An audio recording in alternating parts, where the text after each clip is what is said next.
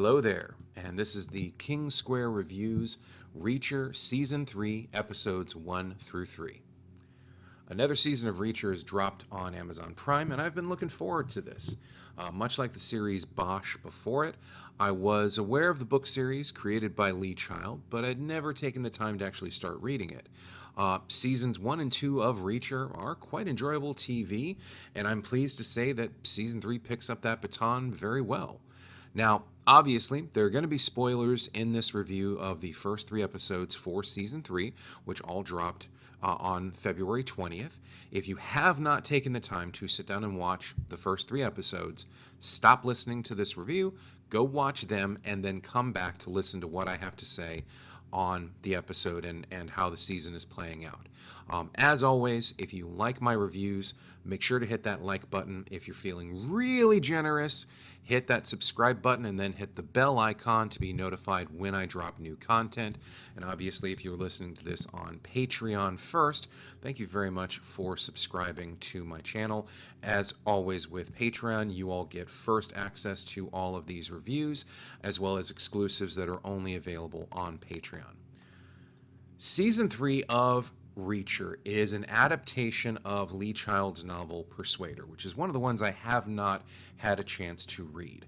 But just to kind of give a basic breakdown, the novel series Reacher is a series that makes a habit of using very minimalist titles, which fits this character of Jack Reacher, who is this very stoic, very laconic character. Jack Reacher, no middle name, is a former Army major that started up the fictional 110th Military Police Special Investigations Unit.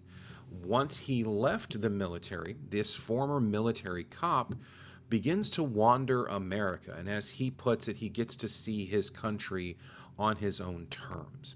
He never stays in one place for very long, but he always manages to stay just long enough to get himself into trouble, which is, the basis of the book series. Essentially, the character of Jack Reacher is what's called a knight errant, that sort of landless knight who would wander the countryside righting wrongs. And that's essentially what you have here with the character of Reacher. That segues into the start of Season 3, which is a strange thing to see Reacher walking into a record store carrying a basket full of vinyl records.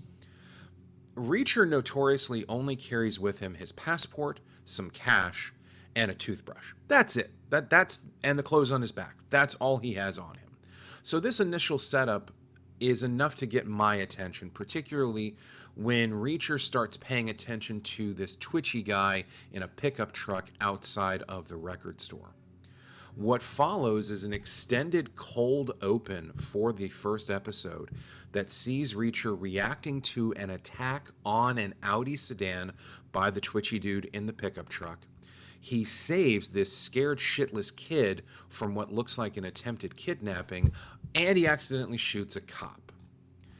That's a hell of a way to start off your series, particularly if you've paid attention to the previous 2 seasons. Reacher does kind of find himself in these situations from time to time, and this sets off a series of unfortunate events.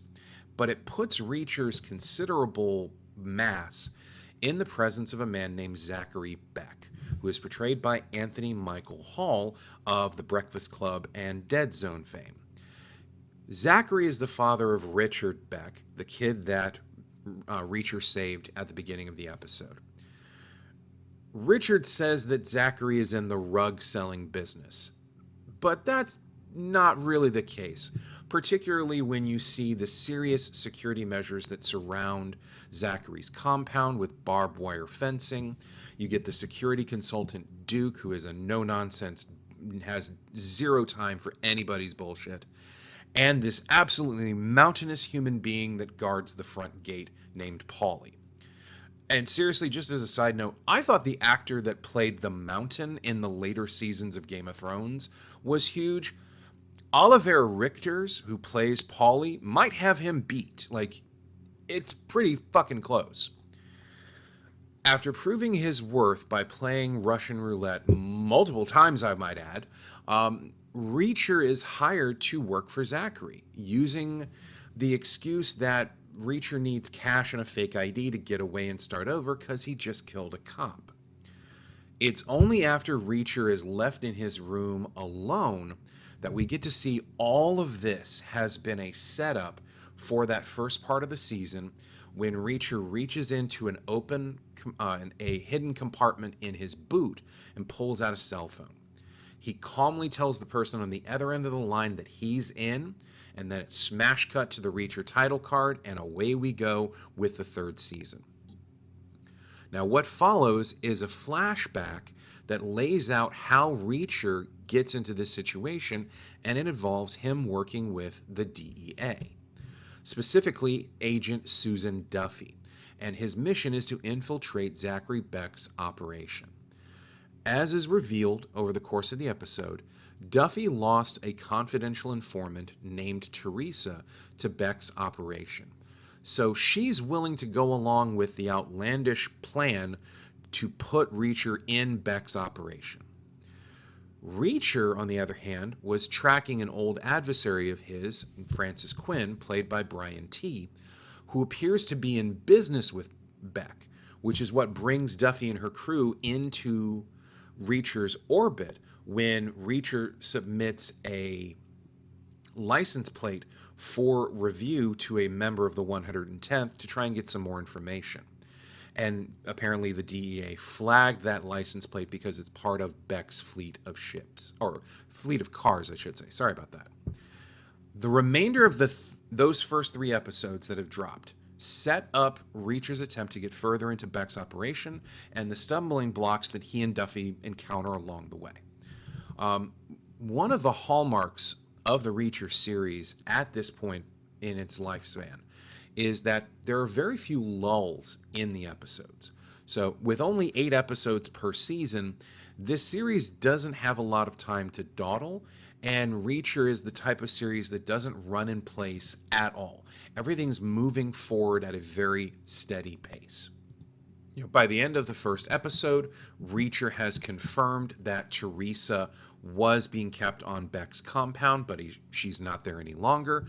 By the end of the second episode, Reacher has already gone through 1 loyalty mission, and he's dispatched one of Beck's operation in a very quick and violent fashion when the character Angel Doll starts questioning Reacher's bona fides to get into this situation. And then by the end of the trio of episodes, we as the audience are starting to get the sense that not everything is what we initially think it is. The setup for this is starting to shift slightly.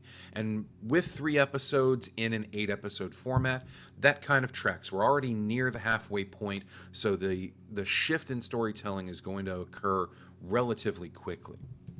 Moving on from that, though, Alan Ritchson is spot on, as always, with his portrayal of Reacher. For perspective, the novels are told from the first-person perspective of Reacher. So we get to see and read his internal monologues and his observations over the course of the story. Obviously, that doesn't work in a television format. With the series, Ritchson is able to say an immense amount with just his facial expressions and his body language. Reacher doesn't speak very much, even in the novels that the series is based on. So when Reacher does speak, it's very short, it's staccato sentences, it's getting the amount of information that needs to be out there without spending a lot of time talking. Reacher is absolutely the type of character who is the embodiment of the idea that you can say enough with 5 words rather than 8 or 9 words. And with that being said, even though he does not talk a great deal, Ritchson does manage to bring out many of the humorous elements of that character, particularly through his use of deadpan sarcasm. A great example is Reacher's constant needling of Oliver Richter's Paulie, which makes me laugh every time I watch it, especially given Paulie is the kind of bully that Reacher loves knocking down. And it's a strange thing to see Reacher at a seeming like physical disadvantage when he's in the same room as Paulie. After the first 2 seasons of this show, we as the audience are conditioned to think of Reacher as this unstoppable human juggernaut. But when you see Reacher standing next to Paulie, it's clear he has met his physical match in this character. The inevitable fight between these two characters is going to be brutal, but it's going to be deeply entertaining when it finally does happen. Sonya Cassidy is the other co-lead of this, and she brings a no-nonsense toughness to her portrayal of Susan Duffy. The character of Duffy does fall into some of the standard tropes in procedural dramas like Reacher. She is a cowboy cop who's willing to bend but not necessarily break the rules to get her target. And that personal bias that's driving her is her concern for Teresa, who is a former junkie that Duffy busted but turned into an informant. While we're not shown in person as of yet, we can infer based on how much Duffy clearly cares for her that Teresa is the kind of person you'd be willing to lay your life down for just because they are a good person. And that speaks volumes both of Teresa's character but also Duffy's character as well. On the villainous side of things, we have Anthony Michael Hall, who plays a fairly predictable evil tycoon character, at least on the surface. However, by the end of the 3rd episode, it's very clear that Zachary Beck isn't calling the shots in this operation. In fact, he's much of a lackey as anybody else. The particular role of the big bad is going to be filled by Brian T's Francis Quinn, who is going under the alias of Julius McCabe. From the little that Reacher speaks on the matter, Quinn apparently not only sold military secrets to foreign agencies when he was part of the U.S. military, Quinn was also personally responsible for doing something heinous to a woman named Dominique that served with Reacher. As we've seen in the previous 2 seasons, Reacher does not take kindly to those who prey on other people. And apparently, Quinn had a prior run-in with Reacher that he somehow miraculously survived, so we're setting up the stage for another direct confrontation between these two characters, where Reacher's very much looking for that righteous judgment, which is a character trait that defines Reacher to a significant extent. The first 3 episodes of Reacher's 3rd season have set the stage for the fireworks that I think will inevitably explode over the course of the remaining 5 episodes. The undercover mission, I don't foresee that being the long-haul story. In fact, that's probably going to end within the next 1 to maybe 2 episodes. What I do like to see, though, is it's clear at this point Reacher has a soft spot for Richard Beck, who honestly is just an innocent kid who's already being victimized by Quinn and Paulie. Zachary is also caught up in a rough spot because his son is involved as well. So it leaves Reacher with having to potentially protect not just himself, but the father and the son. Reacher's already at this point removed a number of people from Beck and Quinn's operation, which has put him in a position to be Beck's new number 2 guy. How long he stays in that position and who else has to fall for Reacher to accomplish his mission remains to be seen.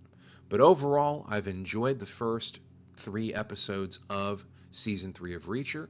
I'm looking forward to seeing what the next few episodes have in store for us. And again, as always, if you like my content, please hit that like and subscribe button and hit the bell icon to get notified of the future. And if you would like early access to reviews like this one, as well as exclusives that are only available, please sign up for my Patreon. Link for that will be in the description below.